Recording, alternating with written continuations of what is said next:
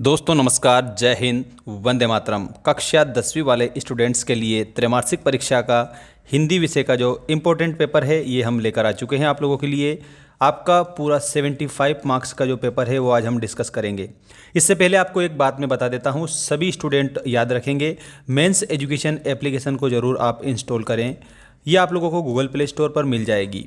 हमारा जो ऐप है ये आप सभी के लिए उपलब्ध है, जिसमें आप लोगों के सभी कोर्स को हमने अपलोड करा है। सबसे पहले आप हिंदी का जो कोर्स है वो परचेस कर लीजिएगा, क्योंकि आप लोगों का जो 18 तारीख है सबसे पहला पेपर हिंदी विषय का है।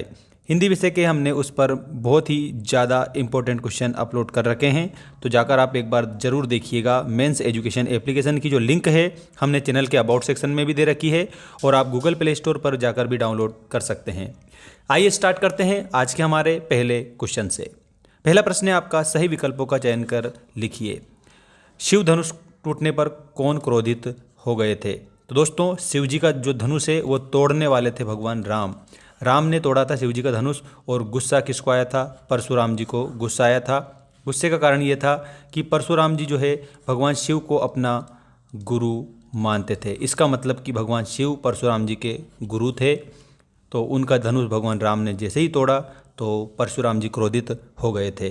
और ये जो लिया गया है राम लक्ष्मण परशुराम संवाद से लिया गया है। इसके रचनाकार कौन हैं? तो इसके रचनाकार तुलसीदास जी हैं। तुलसीदास जी ने रामचरितमानस लिखा है, और रामचरितमानस जो है आप लोगों के लिए मैं बता देता हूँ महाकाव्य है। रामचरितमानस महाकाव्य है, तो इसका यहाँ पर करेक्ट आंसर परशुराम आप याद रखेंगे। सभी स्टूडेंट चैनल को सब्सक्राइब करके घंटी की बटन को ऑल पर रखना, ताकि आपको आने वाली सारी अपडेट मिलती रहे। देखिए नेक्स्ट क्वेश्चन है आपका, रीतिकाल को कितनी काव्य धाराओं में विभाजित किया गया है? तो रीतिकाल जो है उसको मुख्य रूप से 3 काव्य धाराओं में विभाजित किया है। ठीक है, रीतिबद्ध, रीतिसिद्ध और रीतिमुक्त। अगला क्वेश्चन देखिएगा, शोक किस रस का स्थायी भाव है? अब आपसे स्थायी भाव पूछे कि स्थायी भाव किसे कहते हैं, तो आपको याद रखना है मनुष्य के हृदय में जो भाव स्थायी रूप से विद्यमान हो। ठीक है, स्थायी रूप से विद्यमान हो, उन भावों को स्थायी भाव कहते हैं। तो जो शोक है वो करुण रस का स्थायी भाव हो जाएगा। यहाँ पर आपको करुण रस के आगे शोक स्थायी भाव के रूप में बताना है। और श्रृंगार का अगर कभी आपसे पूछे तो श्रृंगार का आप रति बताएंगे। अगर आपसे भयानक का पूछे तो आप भय बताएंगे। और आपसे अगर वीर का पूछे तो आप लोग उत्साह स्थायी भाव बताएंगे। अब ये जितने भी इसमें चारों रस दिए हैं, इन चारों रसों का मैंने स्थायी भाव बता दिया है।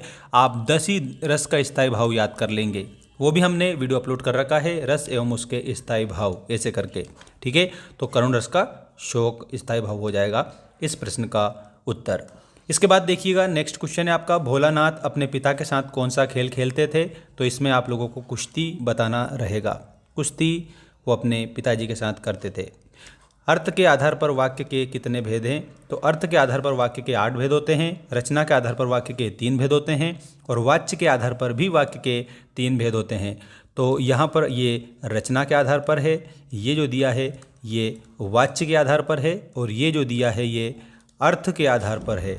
ठीक है, नेक्स्ट क्वेश्चन देखिएगा आप सभी, नेताजी का चश्मा, नेताजी का चश्मा के लेखक हैं। यहाँ पर आप लोग अर्थ के आधार पर 8 बता देना।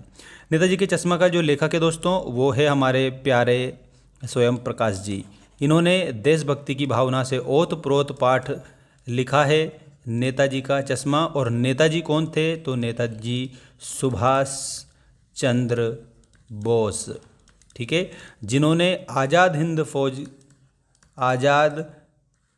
हिंद फौज में अहम भूमिका निभाई दोस्तों। ठीक है, इन्होंने, और कैप्टन मोहन सिंह जी ने भी। इसके बाद में यहाँ पर हमारे रिक्त स्थान आ चुके हैं। रिक्त स्थान में पहला रिक्त स्थान आपकी स्क्रीन के सामने ये रहा। देखिए इसमें आपका पहला प्रश्न है, उत्साह कविता में संबोधित किया गया है।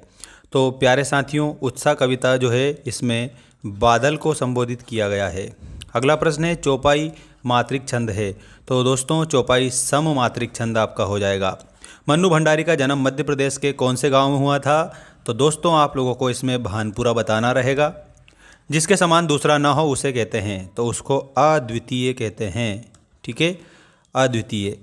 गंतोक का अर्थ है, तो गंतोक का अर्थ आपको मैंने पहले भी बता रखा है, गंतोक का अर्थ आपको पहाड़ बताना है।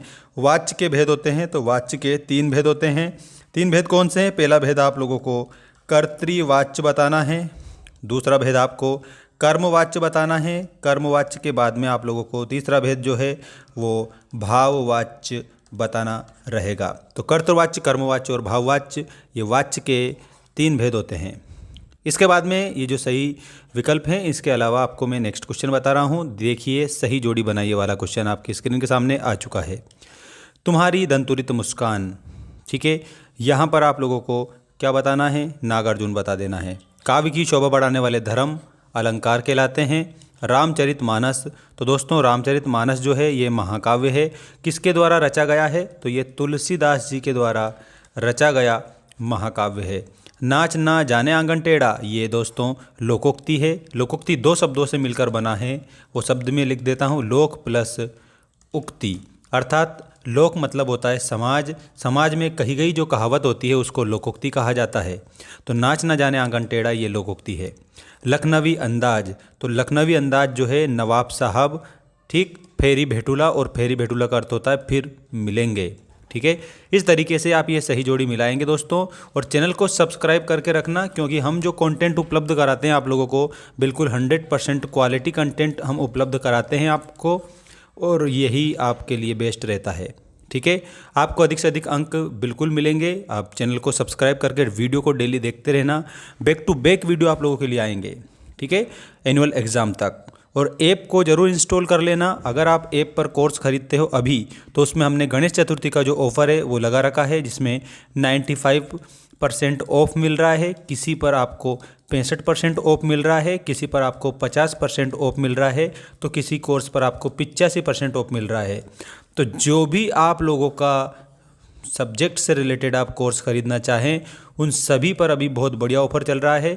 तो हमारा जो मेंस एजुकेशन ऐप है, इसको आप ज़रूर डाउनलोड करें। इसकी लिंक हमने चैनल के अबाउट सेक्शन में पहले ही ऊपर दे रखी है। तो अबाउट सेक्शन में जाकर आप एप्लीकेशन को डाउनलोड कर लीजिएगा, और आपके जो भी कोर्स हैं उसको जल्दी से जल्दी परचेस कर लीजिए, क्योंकि अभी ये बहुत ही बेस्ट ऑफ़र हमने वहाँ पर लगा रखा है। अब हम आपको बता रहे हैं सत्य असत्य लिखिए। ये तो था हमारा प्रचार। अब हम आपको बताएंगे क्वेश्चन आंसर। देखिए, बाल गोविंद भगत की आयु 50 वर्ष थी, तो इसमें आप लोगों को 50-60 वर्ष आप लोगों के लिए बाल गोविंद भगत की आयु बताना रहता है। सीता स्वयंवर में राम लक्ष्मण मुनि विश्वामित्र के साथ गए थे, तो इसमें आप लोगों को ये भी सत्य बताना है। रीढ़ नरकट एक प्रकार की घास से बनाई जाती है, तो इसमें आप लोगों को ये भी सही बताना रहेगा। दोहा छंद में 16 मात्राएं होती है, तो इसमें आप लोगों को असत्य बताना है, क्योंकि जो दोहा छंद होता है उसमें पहले और तीसरी पंक्ति में 13-13 मात्रा होती है, और दूसरी और जो चौथी पंक्ति रहती है उसमें 11-11 मात्रा होती है। इस प्रकार से दोहे में कुल 24 मात्रा होती है, और जो चौपाई होता है उसमें 16 मात्राएं होती है। तो यहाँ पर क्या पूछा है? दोहा छंद में 16 मात्रा बता दी, मतलब ये गलत है। सज्जन में स्वर संधि है, तो दोस्तों सज्जन में जो है स्वर संधि नहीं है, इसलिए हम इसमें क्या लिखेंगे? असत्य लिखेंगे। अब जब सज्जन में स्वर संधि नहीं है तो कौन सी संधि है ये देखिएगा।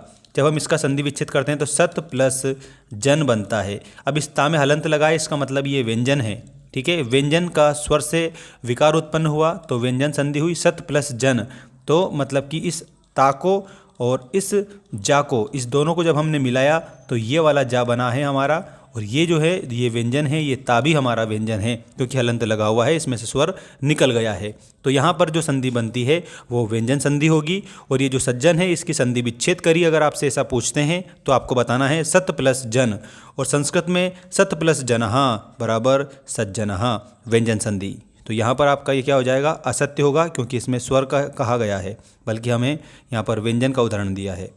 हिरोशिमा कविता अज्ञेय द्वारा लिखी गई थी, तो ये बात बिल्कुल सत्य है। हिरोशिमा जो कविता है अज्ञेय जी के द्वारा लिखी गई थी, रेलगाड़ी में बैठे बैठे। अगला क्वेश्चन है आपका क्वेश्चन नंबर 5। इसमें आप लोगों को दिया है, देखिएगा, दशानन में कौन सा समास है? तो दशानन में आप लोगों का बहुव्रीहि समास हो जाएगा, क्योंकि इसमें तीसरा पद प्रधान है, और जहाँ पर अन्य पद या तीसरा पद प्रधान होता है वहाँ पर बहुव्रीहि समास होता है। तो दशानन में बहुव्रीहि समास है। पंथा का अर्थ आप लोगों को क्या बताना है? पंथा का मतलब राह बताना है आप लोगों को। राह मतलब रास्ता। ठीक है। गुरुत्वाकर्षण के सिद्धांत का आविष्कार किसने किया, तो इसमें आप लोगों को न्यूटन बताना रहेगा। 10वां रस कौन सा है, तो दोस्तों इसमें आपको वात्सल्य रस बताना है। 10वां रस वात्सल्य रस हो जाएगा। तारकेश्वर को पिताजी प्यार से क्या कहकर पुकारते थे, तो तारकेश्वर को उसके जो पिताजी है प्यार से भोलानाथ कहकर पुकारते थे। ठीक है। और भोलानाथ के जो पिताजी आटे की कितनी 500 गोलियां प्रवाहित करते थे मछलियों के लिए। तो इस प्रकार से आप बिल्कुल सरल सिंपल तरीके से याद कर सकते हैं। हमारे साथ जुड़े रहिए, हम आप लोगों को वार्षिक परीक्षा तक बेस्ट तरीके से स्टडी कराएंगे। तो दोस्तों मिलते हैं नेक्स्ट वीडियो में। धन्यवाद। जय हिंद, वंदे मातरम। मैं क्यों लिखता हूँ, कविता अज्ञेय जी की है, ये भी आप याद रखना।